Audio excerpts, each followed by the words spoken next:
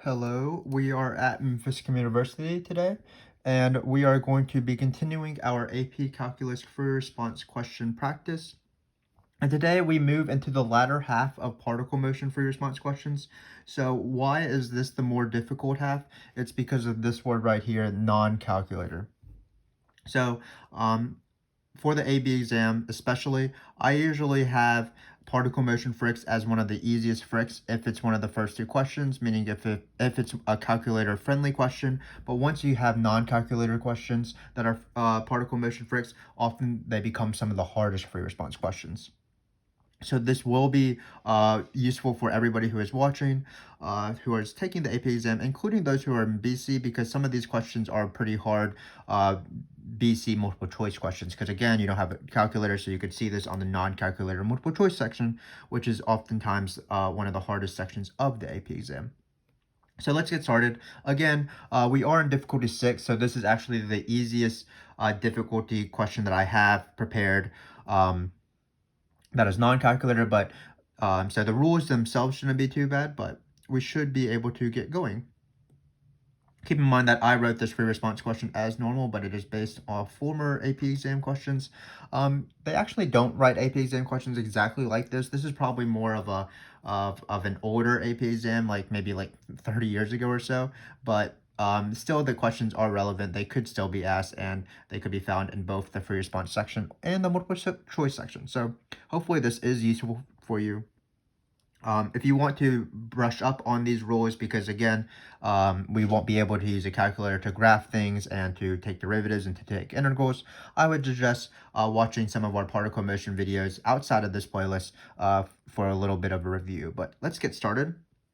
So like normal, we are given a velocity, not too bad of a velocity, but we will have to take its acceleration and integral by hand at some points.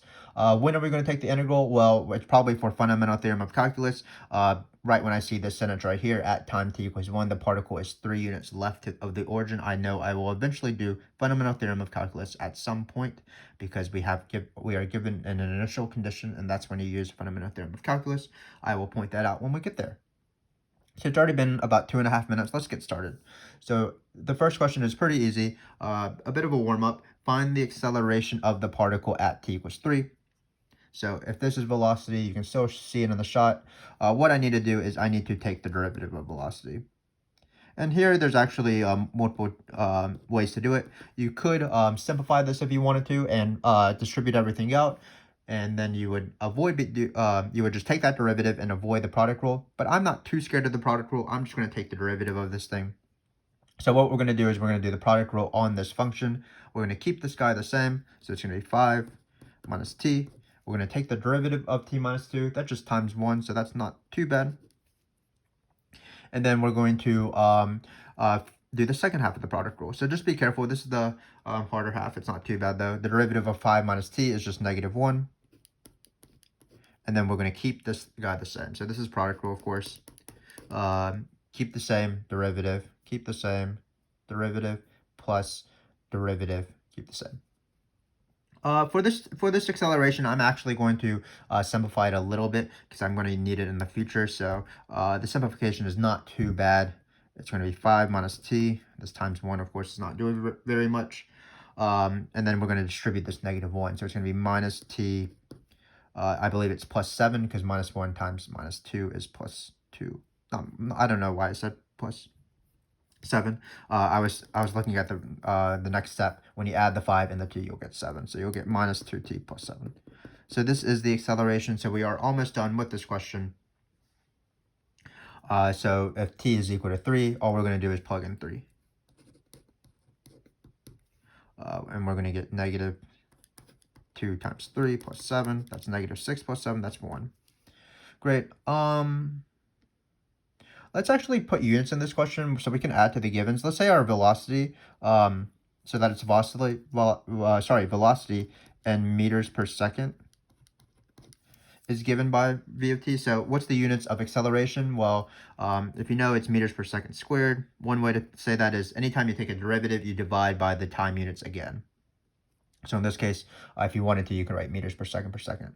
But again, acceleration is one of the easier questions on particle motion fricks, because it's derivative. So I think we can move on. This question below it is much harder. For what times t greater than 0 is the particle speeding up? So this is the rule where a particle is speeding up when velocity and acceleration have same signs, and a particle is slowing down when velocity and acceleration have different signs. So if you've been watching this video playlist on these difficulty videos, you've seen this question before. Just keep in mind that there's two variants, and we actually have the harder variant. So the easier variant is whether a particle is speeding up at a very specific time, like time is equal to 3, for example. And what you would do there is you would plug in v of 3 and you would plug in a of 3. You would find those two numbers and you would compare the signs of them. If they have the same signs, the particle would be speeding up. And if velocity and acceleration have different signs, they would be slowing down. The particle would be slowing down. But here, unfortunately, the question isn't at a specific time. It's asking me to find all the times where the particle is speeding up, meaning what are all the times that velocity and acceleration have the same signs. So what we need to do in this question is we need to graph both velocity and acceleration, and we're going to compare their sign charts, which are basically their graphs. And we're going to just see where do they share the same sign. So let's get going. So again, I need to draw the sign chart of velocity and sign chart of acceleration of t. So first off, a of t was this guy right here, so that's why we simplified it in the previous question, because it will be easier to draw its sign chart. And it looks like velocities is this guy right here, so let me rewrite it. So it's 5 minus t minus 2. Again, I'm about to draw the sign charts of both of these functions, and actually they're not super trivial, I would assume. So I'm going to do this acceleration one first because it looks easier. Keep in mind that this is a line, y equals mx plus b. What I need to find the x-intercept of this line. So, for example, you can just set this to be equal to 0. You can bring it over, you get 7 is equal to 2t, so t is equal to 7 halves, or 3.5 if you want. So we got that guy going. And just keep in mind that when you have a line, the sign chart has to be either a positive slope line, which is this one, or a negative slope line, which is this way. Keep in mind that it's not based off the x-intercept, it's based off the slope, of course. So mx plus b, this is negative 2, this is going to be a negative slope line. So this is the sign chart of acceleration, not too bad. It's positive over here, negative over here. The trickier guy is this guy right here, the velocity sign chart. Remember that when I draw sign charts, I don't do any sort of interval plugging in or anything like that. I just draw the graph straight up. But in order to do that, I need to factor everything as much as possible. And to factor everything as much as possible, I don't consider this factored, for example, because I like to have everything of the form t plus or minus something, t plus or minus something, t plus or minus something.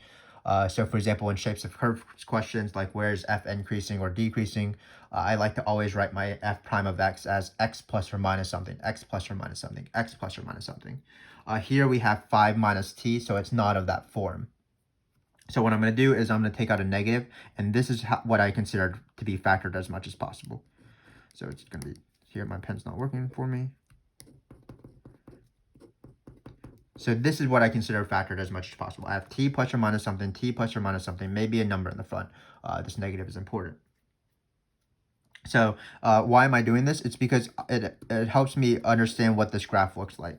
Well, this is an even thing, so it's like a parabola. It is a parabola. And because of the negative, it's a upside down parabola. So I'm going to plot 2 and 5. And it's an upside down parabola through these points. Parabolas being probably the main sign chart on AP exams. Obviously, this crosses out 5. I kind of struggled, so we'll like really make that point pretty big. But this is how I teach sign charts. I ask the question whether this is an even function or an odd function. So this was even because it's a parabola. The leading exponent is squared. And then I ask the question negative or odd to determine, do I want an upside down parabola or a regular parabola? If you need to, and if you're struggling on sign charts, we do have a video on sign charts on our channel, so check that out. But let's do this question. So again, the important thing about the sign chart is not what the graphs actually look like, it's whether things are negative and positive. This question does say time being greater than 0, so I am going to cut off these sign charts at 0 because we can't have negative time. So now we're ready for the question. Again, the particle is speeding up, so let's write down the rule first. So the particle is speeding up And that rule is when velocity and acceleration have the same signs. So I'm going to write V and A. On a free response question, you probably want to write out the word velocity and acceleration, but when V and A have the same signs. So either they're both negative or they're both positive. So in order to determine signs, we use the sign chart, and that's why it's called a sign chart, S-I-G-N and not S-I-N-E. So we're going to consider the sign chart, and we're just going to consider each interval separately, and we're going to consider whether they have the same sign charts or different sign charts. So how I like to do this is I like to start at the first time, which is 0, and then I like to go to the next smallest number, so that's 2. So from 0 to 2 on the velocity sign chart, notice that it's negative. 2 is not on the acceleration sign chart, but I know where it is. It's right here. And notice 0 to 2 is positive, so the first one, 0 to 2, will be negative for velocity, 0 to 2 will be positive for acceleration, which means that they have different signs. So in this interval, 0 to 2, the particle is slowing down. Let's practice the next interval. So I start off with 2 and then go up to the next biggest number. That number is 7 halves, if you notice. So notice between 2 and 7 halves, again, 7 halves is not in the sign chart, but it would be right here. 2 to 7 halves, the velocity is positive. And it looks like 2 to 7 halves, the acceleration is also positive, which means that the particle is speeding up on 2 to 7 halves. Because, again, at this point right here, or this interval, they're both positive. Let's keep going, though, because that's probably not going to be the complete answer. So the next interval to consider would be 7 halves to 5. So on the velocity sign chart, 7 halves to 5 is positive. On the acceleration sign chart, 7 halves to 5 is negative, because it's beyond this point. So those are not the same. Velocity and acceleration have different signs. So from 7 halves to 5s, it would be slowing down. We don't care about slowing down, we care about speeding up. So we have one last interval to consider, and that's 5 to infinity, basically.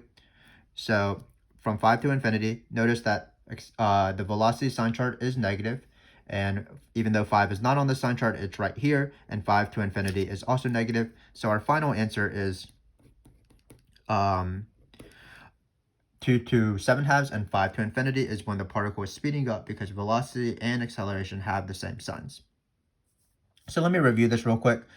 Speeding up, slowing down is you compare this the parity or the signs of velocity and acceleration. If it's at a certain point, at a certain time, that's a much easier question. You just plug in that time into velocity and acceleration. You don't care about any other time, and you just see if it's positive or negative for each one and see if they're the same. If it's for every single time, it's a little bit harder. And what you have to do is you have to draw the sign charts of these two things carefully. Just be careful of whether things are like positive and negative and things like that. Negative slope line, positive slope lines. And once you have the sign charts, you're ready for the answer. You just look at the sign charts, compare them one interval at a time, and just see on each interval whether it's positive and negative. And that's how these questions go. So a pretty annoying question, but something that is still doable. So this next question is an easier version. Not an easier version, but an easier question. For what time t greater than 0 is the particle moving backwards?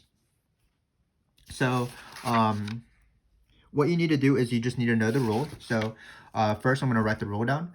A particle is moving backwards or to the left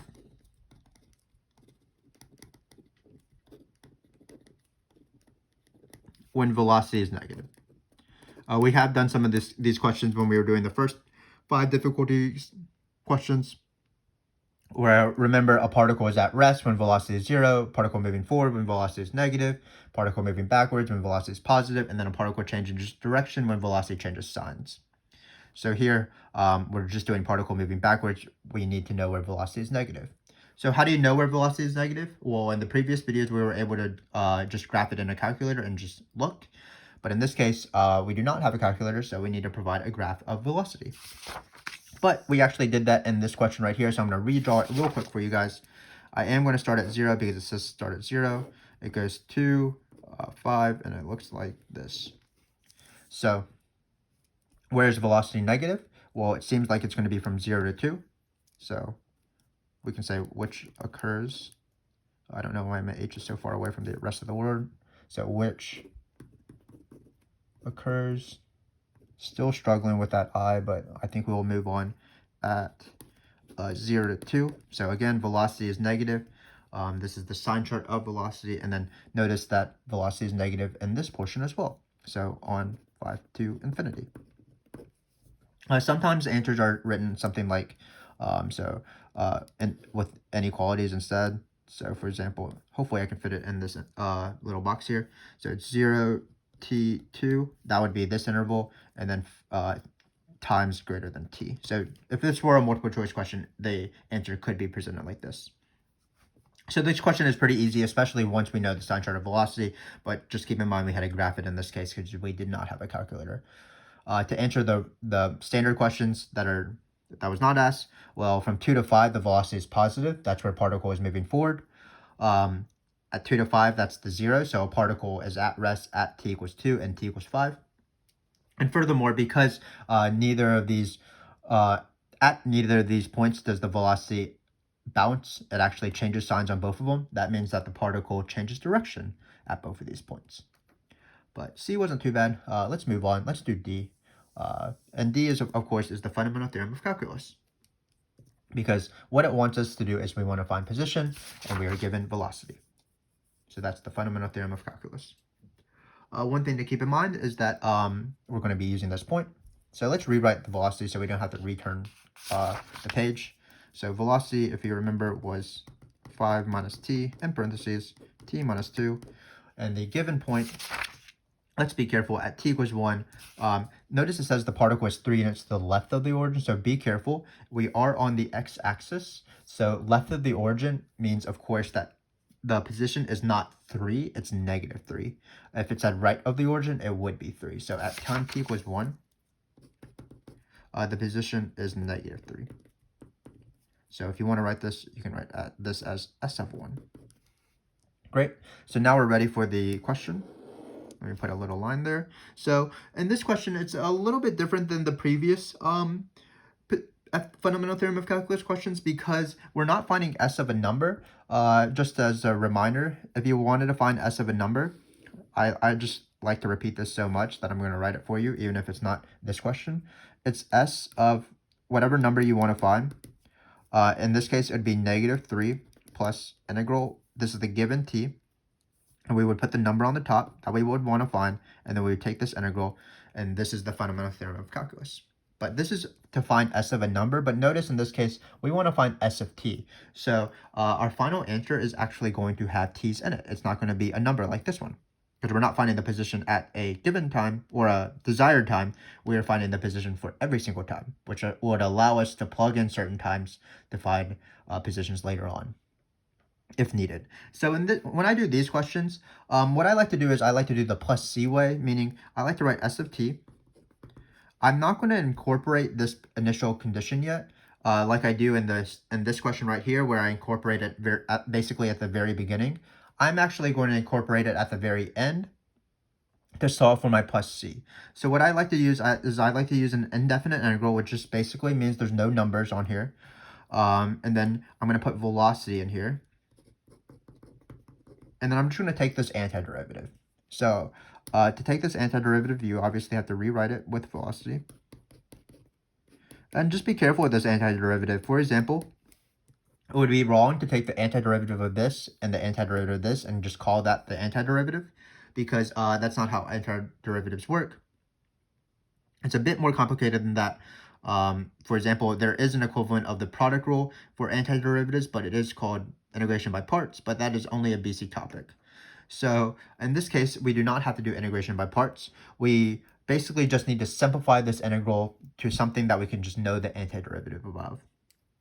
So what we need to do is we need to expand this guy out so that it's no longer a product, it's individual terms. So I'm going to do that real quick. Basically, I'm foiling. Sorry, my rainbows aren't very good, but it's going to be 5t. It looks like it's minus 10 minus t squared plus 2t. So again, all I'm doing is simplifying this. This occurs in certain integrals. If you want to, you can watch our I believe the video is called Basic Integrals, maybe, where we have some of these integrals that are not U substitution, but you do have to do some sort of algebra step. An example of this is split the numerator questions and these expand questions. Also, absolute value falls under this rule where you don't do any U subs. You just algebraically manipulate stuff. So check out that video if you want. But for now, I'm going to do this integral. Notice I did combine the 5t and the 2t to be 7t. And now I'm ready for the integral. So again, this integral is a lot easier than this integral because we can take these terms individually as opposed to doing it all at once. So this is just going to require the power rule. So this is S of t again. My pen is dying, which is kind of sad. I don't know if it will be able to make the rest of the video, but I believe it can. Maybe there's dead spots. I'm not quite sure. We are really struggling right now, and it's so close to being done with the video. So let's take this antiderivative, and hopefully our pen will help us. So the antiderivative of t squared is minus t cubed over 3. Come on, buddy. You can do this. I think I'm going to switch pens because it looks like my pen is dying on me. But the question is, do I have another pen? Let's see if this one works. So I think I'm about to switch to blue, so do not be scared. This pen is not much better. It is not much better at all. So we're going to switch pens again. Should we see if this pen works?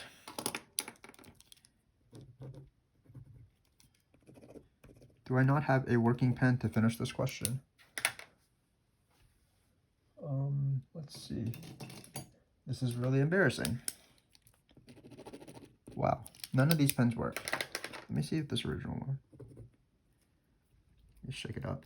Sorry about this inconvenience. I don't know why this pen works, and I don't really want to redo this video because it took a bit of time. Okay, so we're going to write t cubed. This is very annoying. Let's see if this pencil works. So pencils are fairly reliable. Pencil has really thin lead, but hopefully I can write it. So let's remark this out. And let's take this antiderivative with this pencil now. Hopefully you can see the work. I will try to write as dark as possible. So again, we're just taking the antiderivative of this. This is minus t cubed over 3. Hopefully you can see that. And then this is a 7, so the integral of that is plus 7 halves. 2, let me rewrite over everything. T squared. So there's my first lead break. T squared. And then finally it's minus 10t.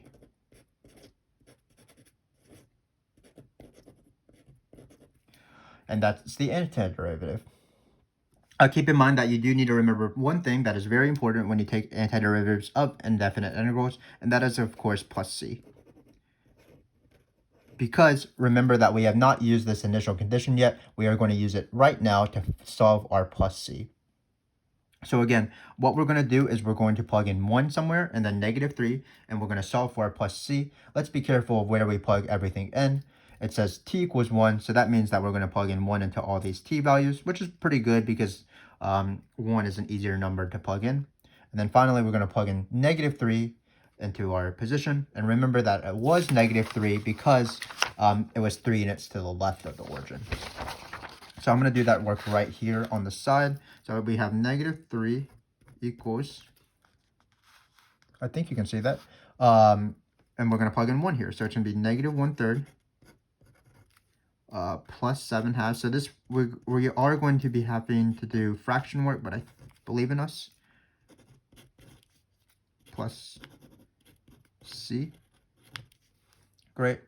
And then we're going to have to do this without a calculator, which is kind of annoying, but I think we can do it. So it looks like a common denominator for this entire thing will be 6. So -1/3 is the same thing as -2/6. I'm going to write 6 on the bottom. So it looks like we need to multiply this by 3. So it's going to be 21. And then we're going to have 66 plus c. We're going to divide this line using this. Great. So again, it is getting a little bit fainter because I am using this pencil. this negative 3 is going to be negative 18 over 6. So if you combine all these things, C, I believe, will be, so I'm taking all three of these guys to the other side. So it'll be negative 18 plus 2 minus 21 plus 60 all over 6. So hopefully you can read that still, because it is pretty light. Can I do this without a calculator? I'm not sure. So 60 minus 21 is 40 minus 1, so it's 39. 39 minus 18, I believe, is 39 minus 18 is, this is embarrassing, 21, and then 21 plus 2 is 23. So I believe you get 23, 6 for C. And then basically remember that to finish this question, we are just plugging C into this. So let's just write out the answer. S of t equals negative t cubed over 3 plus 7 over 2t squared minus 10t plus 23 over 6. And that is our position. Let me just check that real quick in terms of this math. 18 plus 21 is, what is it? 39. 39. 60 minus 39 is, did I do this math right? 21, and then 21 plus 2 is 23. Great. So that's position. That is how you do fundamental theorem of calculus with indefinite integrals. What you do is you take the antiderivative here. The antiderivative required us to distribute things, and then we plugged in our initial condition into our position. We did some fraction work, and we were able to find this final answer. Keep in mind that for the first question, it was pretty easy. It was acceleration, which is derivatives instead. And then we did have a pretty hard question with B, speeding up, slowing down, where we had to compare the sign charts of velocity and acceleration to see where they had same signs and different signs. At rest, we did moving backwards, not at rest, but you can do the same process as for at rest. We just drew the sign chart, see where it was negative. So hopefully you got something out of this. Difficulty 6 level. This is the easiest level of the non-calculator. Notice how annoying it is when you have to do these fractions, when you have to do this antiderivative. But I believe that we will be able to accomplish our dreams when it comes to particle motion. I guess my warnings would be to find a pen that has ink to finish these questions. But overall, hopefully you saw that this was not too bad.